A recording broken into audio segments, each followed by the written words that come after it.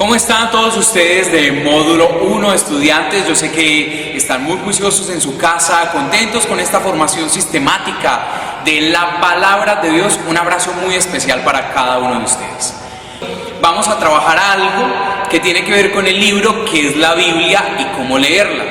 Este libro yo les he dicho, les puse a leer algunas páginas, pero les he dicho que no lo leamos todo para tener la comprensión general de la palabra de Dios y saber lo básico para poder desenvolvernos bien a la hora de estudiar.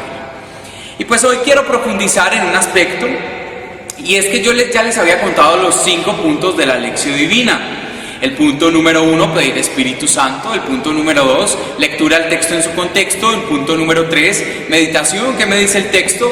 Punto número 4, oración, la respuesta que yo le doy a Dios. Y punto número 5, contemplación, ¿a qué me comprometo? Pero en el punto número 2 tenemos algo muy importante. Y es que en ese punto tenemos que indagar sobre los géneros literarios del texto bíblico que estamos leyendo. Yo les había explicado un poco, pero así por encima, de qué son los géneros literarios.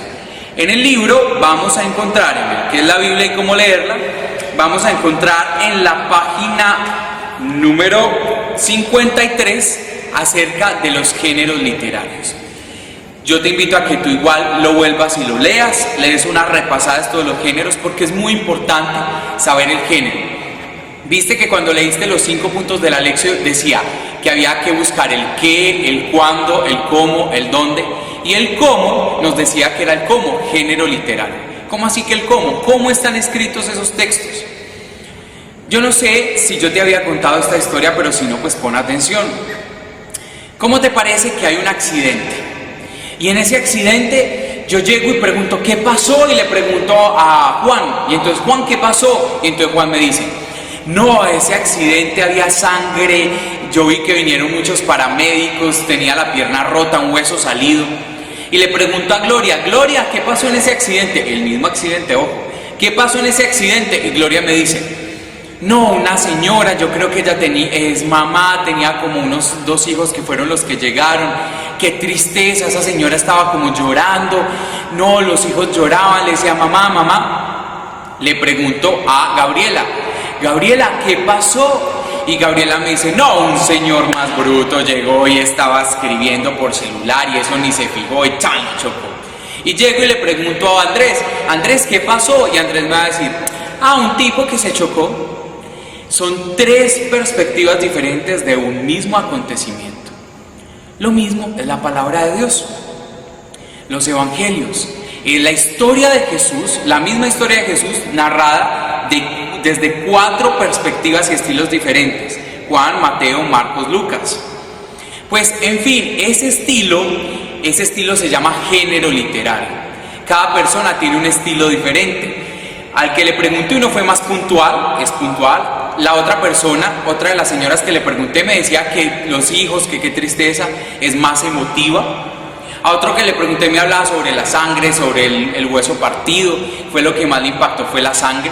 En fin, entonces, ¿qué son los géneros literarios? Es el estilo, la forma en la que se narra la palabra de Dios. Y hay diferentes géneros literarios. Por ejemplo, acá nos dice que está el género literario histórico. Histórico quiere decir que tiene una línea de tiempo, que está escrito en línea de tiempo.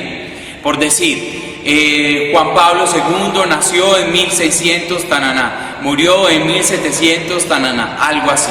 Y entonces, ¿qué nos va dando? Nos va dando una línea de tiempo, un paso a paso de lo que más o menos trata la historia.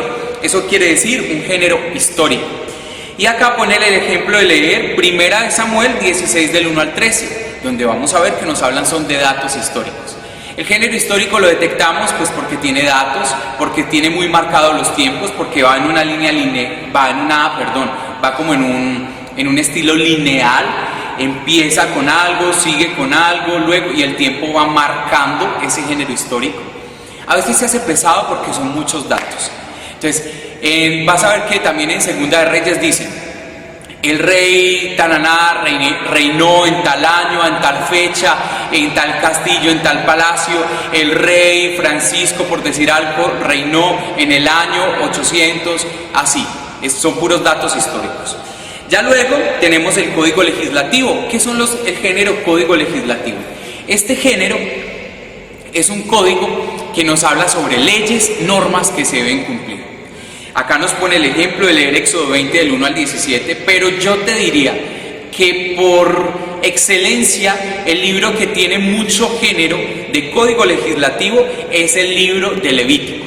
Levítico es el libro de las normas, de las leyes. ¿Cómo así que código legislativo? Allí en Levítico nos hablarían, por ejemplo, porque la mujer cuando está en su periodo de menstruación no puede ir al templo, nadie la puede tocar, porque los leprosos nadie los puede tocar. También nos hablan en este género, pues porque las mujeres no entran al templo, o qué penalidad tienen los hombres que pues le son infieles a sus mujeres, o las mujeres que le son infieles a los hombres. Bueno, puntos suspensivos. ¿Qué pasa con el adulterio? Son leyes. Como cuando te digo, la Constitución Política de Colombia, pues Levítico es la Constitución Política del pueblo de Israel. Ese es el género código legislativo. Si tú no sabes este género, a ti te quedará muy difícil entender cosas incluso del Nuevo Testamento. Por ejemplo, te quedará difícil entender qué significaba que Jesús le hablara a la samaritana sobre los muchos maridos. No sabrías qué significa que una mujer como la hija de Jairo muera a los 12 años. No sabrás, por ejemplo, qué significó que el samaritano hubiera tocado a un hombre casi muerto. No sabrás, por ejemplo, qué significa que la hemorroísa hubiera tocado a Jesús. En cada uno de estos textos bíblicos que yo te cuento, detrás de ellos hay un fondo que tiene que ver con la legislación política de Israel. Por ejemplo, si te tocaba una mujer a ti, esa mujer tenía un flujo de sangre y llevaba 12 años como la hemorroísa con el flujo de sangre. Eso quería decir que tú quedabas impuro. Es más, habían las creencias de que podrías quedar impuro por el número de años que lleva la persona sangrando. O sea que Jesús quedaría impuro por 12 años. ¡Wow! ¿Cierto? ¿Y esto cómo se da cuenta uno? A través de los códigos legislativos de Israel, que donde aparecen en el Levítico, que el Levítico tiene un género de código legislativo. También aparece el género literario de las oraciones, que son oraciones de petición, de alabanza, en fin. Oráculos proféticos. Me han preguntado por este oráculo profético. Santiago, ¿qué es el género de oráculo profético? Resulta que en la antigüedad no decían el nombre de Dios, porque el nombre de Dios era el nombre innombrable, porque nadie era digno de nombrarlo. Entonces, cuando yo llegaba y te decía, mira, tú vas a quedar en embarazo, oráculo del Señor. ¿Eso qué quiere decir? En el nombre de Dios. Oráculo significa que algo que te estoy diciendo te lo digo en el nombre de Dios. ¿Ves? Entonces, esos son los oráculos. Y todos los oráculos tienen que ver con profecías. ¿Las profecías son adivinaciones? No son adivinaciones. Un científico podría acá estarnos hablando diciendo, bueno, yo les digo que más o menos en unos 20 años la gente no podrá salir a la calle mostrando su piel, sino que tendrá que salir con guantes, con una máscara especial, porque la capa de ozono estará tan deteriorada que quemará la piel de todo el que tenga un contacto directo con el sol. Entonces nosotros diremos, ¿cómo? Eso podría ser una profecía, no porque sea divino, sino porque la ciencia, el estudio científico puede ir determinando que si seguimos contaminando el ambiente como lo estamos contaminando, la capa de ozono pues podría dañarse más y nos podría hacer mucho más daño. Recordemos que el profeta anuncia lo bueno, denuncia lo que no está bien.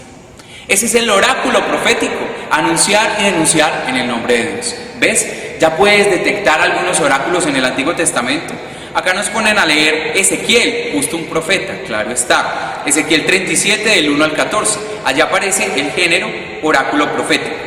Poemas de amor, esto ya lo expliqué. ¿Te acuerdas cuando te dije que en el Cantar de los Cantares se le decía a la mujer, tus pechos son como 2 cocos? Entonces uno decía, pero ¿cómo así que son como 2 cocos? Pues son analogías, así funciona la poesía. Hermosa mía, tú eres como el esmalte que cubre la madera, brillante. Y uno dice, pero ¿cómo que el esmalte? ¿Ves? Eso es un lenguaje poético. También están las parábolas. Esas son más fáciles de identificar, el género de parábola. Jesús hablaba mucho en este género. La oveja perdida, el dracma perdido, el grano de mostaza, Bueno, hay varias parábolas. También están las cartas, que esto nos referimos más a Pablo. Los refranes, que ¿qué son los refranes en la palabra de Dios? Cuando hablamos de refranes, nos están hablando por lo general de Proverbios, Eclesiástico, o Sirácida, Eclesiastés. Los refranes son palabras llenas de sabiduría. Cuando yo te digo, hijo de tigre, muy bien, sale pintado. O cuando yo te digo, por ejemplo, ojo con ojo, diente por diente. Esas son frases típicas, pero que tienen un mensaje de fondo, una enseñanza. Pues bien, así son los libros refranes, que tienen el género de refrán. Son libros que tienen sabiduría y que tienen frases. Por ejemplo, el que más conocen, que está en Eclesiástico, creo, que dice: un amigo vale más que un tesoro. El que ha encontrado un amigo ha encontrado un tesoro. ¿Viste? Ese es un género refrán. Yo creo que ya me estás entendiendo esto de los géneros literarios. Si aún te falta por leer estas páginas, pues te recomiendo que leas de la página 53 a la página 57. Está cortico. Si ya lo leíste, que lo vuelvas y lo leas. Que hagas los ejercicios que ponen allí de ir a estos textos y ubicar los géneros literarios. Y así podrás desmenuzar, desglosar más la palabra de Dios. Porque es importante conocer los géneros. Porque si yo sé que es un género histórico, no servirá de mucho que yo le saque el personaje, los verbos. ¿Para qué? Eso funciona más con la narrativa, con el género narrativo. ¿Qué funcionaría más si yo estuviera leyendo un libro histórico? Me funcionaría más hacer, por ejemplo, una línea de tiempo. Una línea de tiempo en la que yo en ese esquema identifique cuándo empezó el reinado de este rey, cuándo siguió, qué pasó con este reinado. Me doy cuenta que este año una decadencia, o este año hubo más pobreza en el reino. ¿Ves? Entonces es difícil cuando yo estoy tratando de entender un género histórico, un género narrativo. Los verbos y los personajes en el género histórico no van a funcionar tanto como en el género narrativo. Muy bien, esto es todo en cuanto a géneros literarios, pero te va a quedar una pequeña tarea para tu casa. ¿Cómo te parece que pues vamos a hacer un ejercicio que se llama Recorriendo un día con Jesús? Para este ejercicio, que igual está abajo, va a aparecer en pantalla, para este ejercicio nosotros vamos a observar que nos trae un texto bíblico que es Marcos 1 del 21 al 39, le hemos querido titular Recorriendo un día con Jesús, y dice: ¿en quién vamos a colocar los personajes? ¿En qué vamos a colocar lo que pasó? ¿Qué pasó? En ese qué van los verbos. ¿Cuándo? En ese cuándo van los tiempos. Mañana, noche, día, tarde, 3, 4 de la tarde. ¿Dónde? El lugar. Galilea, Cafarnaúm, Nazaret. ¿Cómo? Ese cómo puede ser el género literario, pero también la manera en que se dan los acontecimientos. Santiago, ¿cómo así? Si yo digo que yo comí, entonces puede ser la forma en la que comí. Yo comí con mis amigos, no, esos serían los personajes. Puede ser yo comí rápidamente, esa es la forma, rápidamente. O el texto que veíamos en el video anterior, soltaron las redes inmediatamente, ese es el cómo, inmediatamente. ¿Ves? Pero el cómo también apunta hacia el género literario. ¿Y el con quién? Pues en el quién vamos a notar el personaje principal. En este caso, pues seguramente vas a ver que es Jesús. Pero en el con quién, con los discípulos, con el endemoniado, con la suegra, puntos suspensivos. Y acá abajo trae otro cuadro, ahí lo estamos viendo en el video, míralo, acá está. Ahí abajo trae otro cuadro que dice nosotros hoy. En ese nosotros hoy vamos a poner la actualización del texto, que ese sería ¿cuál punto de la lección divina? Muy bien, el punto número 3, que es la actualización del texto. ¿Qué me dice a mí? Entonces, después de recorrer un día con Jesús, ¿qué me dice ese día con Jesús a mi vida? ¿Qué aplicación tiene? ¿Qué compromiso tengo que hacer? ¿Qué le respondo yo a Dios? Ahí hacemos los siguientes 3 puntos de la lección.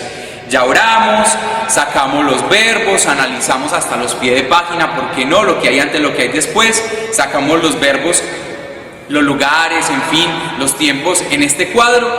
Y ya luego lo que hacemos es que nosotros hoy, en esa casilla que está ahí al final, nosotros hoy, ¿qué vamos a poner? Vamos a poner, lo que me dice este texto a mí es que yo tengo que recorrer un día con Jesús de tal manera. No te voy a decir qué, tú lo vas a sacar. Lo que me dice este texto a mí, lo que yo le respondo a Dios es: sí, Señor, estoy dispuesto a hacer esto, esto y esto. Y en el cuarto punto, yo me comprometo, pero ese compromiso tiene que ser con día, fecha, lugar, como así Santiago. Si Jesús dice que sanó a los enfermos, yo me comprometo a sanar a los enfermos o a ir y visitar a los enfermos. ¿Qué día? Martes. ¿A qué horas? A las 7 de la mañana. ¿En qué lugar? En el hospital Santo Domingo Sabio, por decir algo. ¿Ves? Ese es el compromiso. Eso es lo que vamos a hacer para la próxima vez que veamos este video. En el próximo video yo tomaré el cuadro ya realizado y haré algunas observaciones de él. Buena marcha en este trabajo de Lección Divina. Sigue módulo 1 porque la palabra de Dios siempre llena nuestro corazón y es la única que sacia nuestra vida.